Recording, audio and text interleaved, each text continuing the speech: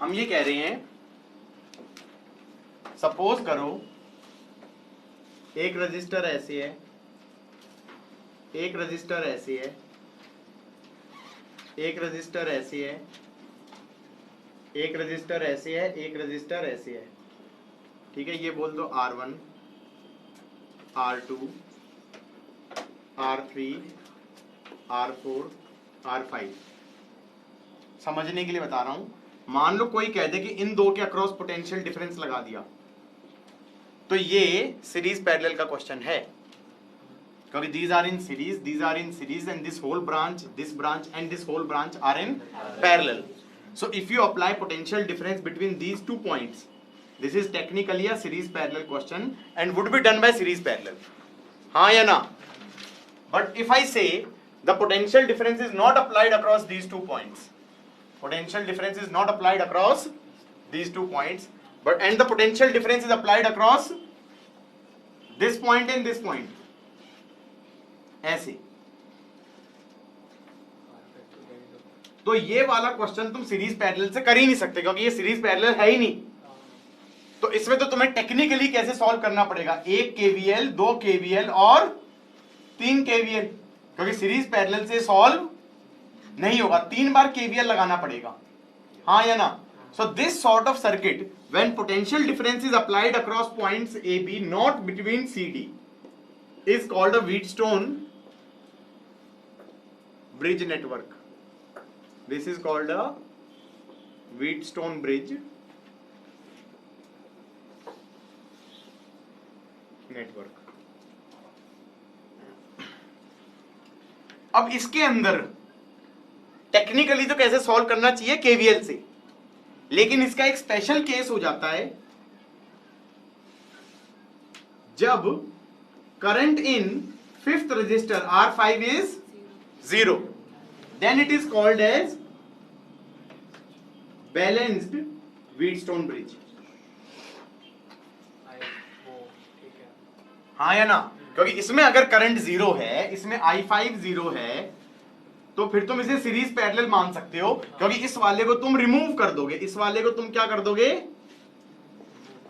Remove कर दोगे, तो फिर ये सीरीज पैरेलल बन जाएगा, क्योंकि ये दो सीरीज में, ये दो सीरीज में, and this whole branch would be in parallel with each other. हाँ या ना? लेकिन किसी ने कहा हमें कैसे पता चलेगा कि I5 0 है, वो तो पूरा सॉल्व करके पता चलेगा। मैंने कहा ओके, उसकी कंडीशन बताता हूं और उसको निकालेंगे और रट लेंगे। हमने कहा I5 0 होना चाहिए, I5 0 होना चाहिए, इसका मतलब potential of C should be same as potential of D। जब पोटेंशियल सेम होगा तो इसमें करंट अगर X गया तो इसमें भी करंट X जाएगा, और इसमें अगर Y गया तो इसमें भी करंट Y जाएगा। तो हम कह सकते हैं X की वैल्यू कितनी हो जाएगी, VA minus VC by R1। That can also be written as VC minus VB by R3। ऐसे ही Y की वैल्यू निकाल लो, that would be VA minus VD by R2 and this would be VD minus VB by R4। अच्छा, by the way VC and VD are same. VC and VD are same. So this quantity and this quantity are same, and this quantity and this quantity are same. So if I take the ratio of both these quantities, ये cut जाएगा. That means R2 by R1 should be R4 by R3. So this quantity अगर बराबर हो गई, what is R2 by R1? देख के board की तरफ देख के, this upon this is this upon this, so you remove this. और R1 by R2 is R3 by R4. This upon this is this upon this. और कई बार ऐसे भी लिख सकते हैं R1 by R3 is R2 by R4. मतलब मैं तो जनरली ऐसे ही देखता हूं कि this upon this is this upon this, then remove this. कुछ लोग ऐसे देखते हैं this upon this is this upon this, then remove बीच वाला. हाँ या ना? सेम चीज है. Got it or not? तो this is the condition of balance Wheatstone bridge. क्या कि ये वाला रेजिस्टर और इस रेजिस्टर का ratio is same as this by this, तो ये वाला हटा दो, सीरीज पैरेलल फिर मान के सॉल्व कर दो, हाँ या ना। That is called as balanced Wheatstone bridge. That is called as balanced Wheatstone bridge, हाँ या ना। सर्किट सॉल्विंग में बहुत मदद करेगा, क्या करेगा? सर्किट सॉल्विंग में बहुत मदद करेगा। यार व्हीटस्टोन ना, व्हीटस्टोन बहुत कॉमन है और व्हीटस्टोन कई बार दिखता नहीं है। गाइस इधर देखो बोर्ड की तरफ, ऐसे है,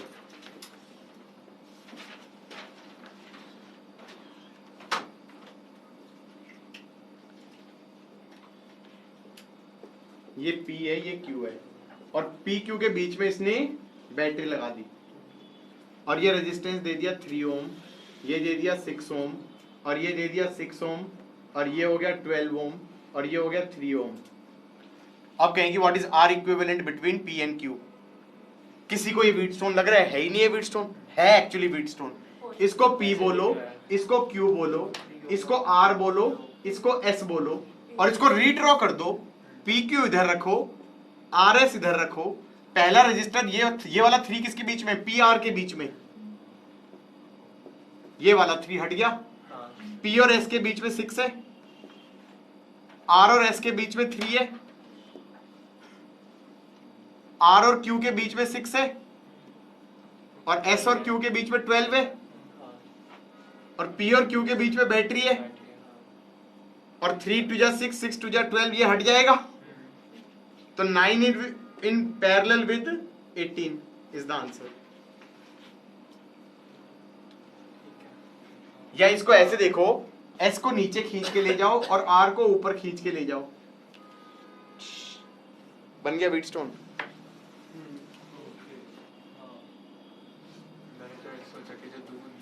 नहीं नहीं, जैसे जैसे ऐसे ऐसे ऐसे, या फिर रीड्रॉ कर दिया, या फिर रीड्रॉ कर दिया। सो शिक्षा ये मिली, व्हीटस्टोन हमारा छुप जाता है। क्या हो जाता है? छुप जाता है, उसको ढूंढना पड़ता है। क्या करना पड़ता है मित्रों? ढूंढना पड़ता है।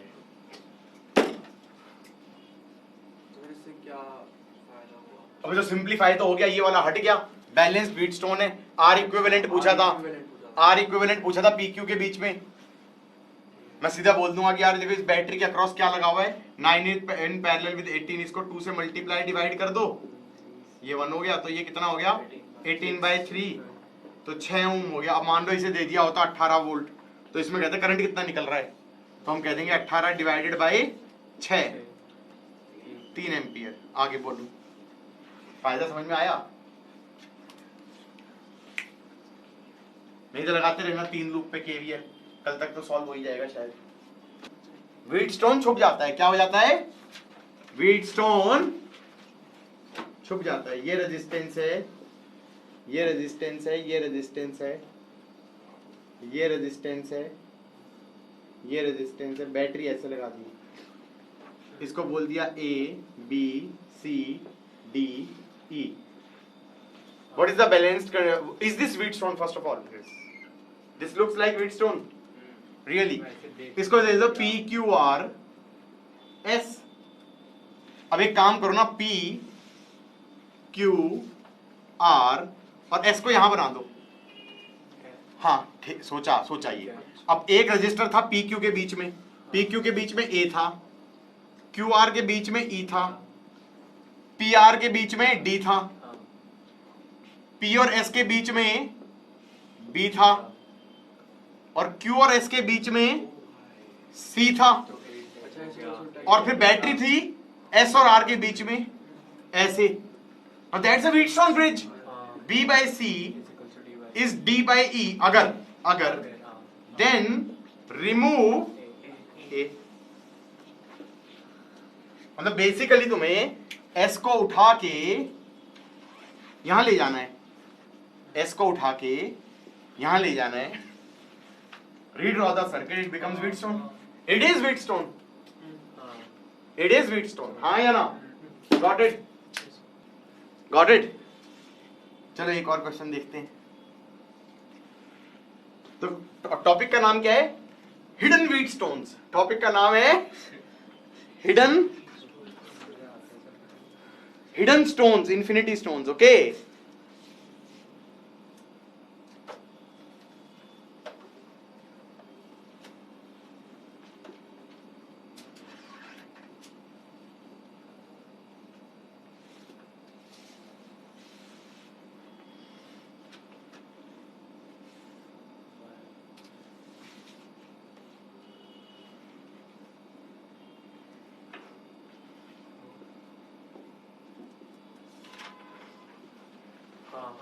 Is this Wheatstone? Actually it is Wheatstone. कैसे? सोचो कि भाई हमारे पास इसका नाम दे दो PQRS। अब यार Q और S के बीच में D है, Q और S के बीच में D है। इसको रीड्रॉ करो सर्किट को। हमारे पास क्या है? ये वाला रजिस्टर हो गया A, ये वाला हो गया B, ये वाला हो गया C, ये वाला हो गया E। अब रजिस्टर Q और S के बीच में होना चाहिए, वो यहां से बना दो। क्या फर्क पड़ता है? सर्किट थोड़ी चेंज हुआ। और बैटरी बाहर से बना दो, A by B is C by E, remove D, done. बात समझ में आई?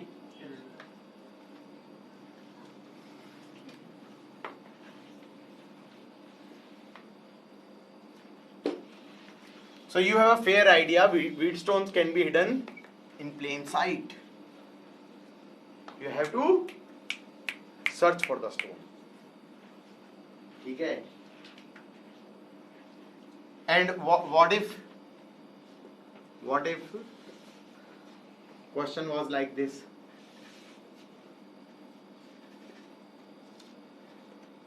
Find R equivalent between AB. Find R equivalent between AB. This is 2, this is 1. This is 1, this is 2, this is 1. What is R equivalent between AB? कितना होगा भाई?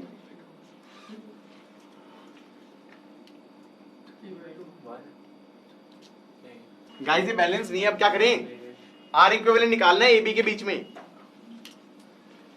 Sir क्या करें? छोड़ के आ जाएं क्वेश्चन को? हैं? क्वेश्चन को छोड़ दें, क्योंकि ये तो बैलेंस तो है ही नहीं मित्रों। हाँ तो नहीं है ना बैलेंस। मैंने कब कहा कि बैलेंस है? अब क्या करूं? Find R equivalent between AB। Series parallel तो है ही नहीं। मैंने कहा okay, brute force method, you put a battery of E. Let us assume this current is I. This current I मत बोलो, X ले लो। I like X.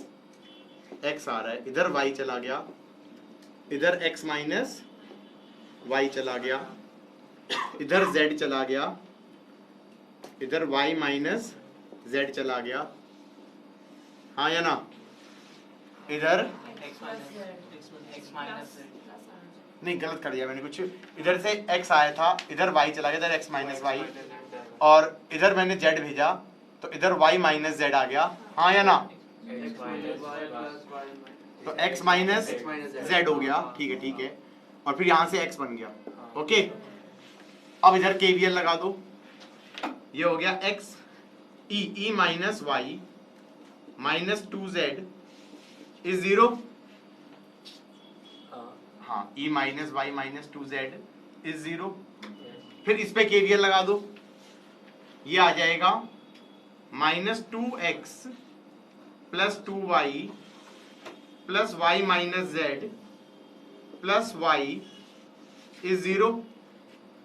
अब इस पे KVL लगा दो, ये हो जाएगा minus Y plus Z minus X plus Z plus 2z equal to 0। हाँ या ना? बच्चे कहेंगे आप कर क्या रहे हो? मैं बताऊं क्या कर रहा हूं मैंने हाँ बोलो क्या कर रहा? पता है, फिर आई टोटल निकल जाएगा, उसको सॉल्व करके फिर b equals to r equal.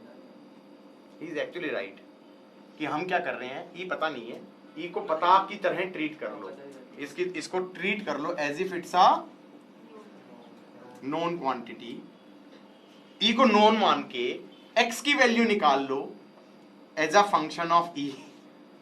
और मैं कह दूंगा ई बाय एक्स का जो रेशियो है, क्यों, क्योंकि that is the total current जो आ रहा है, that should be R, that should be R, that should be are.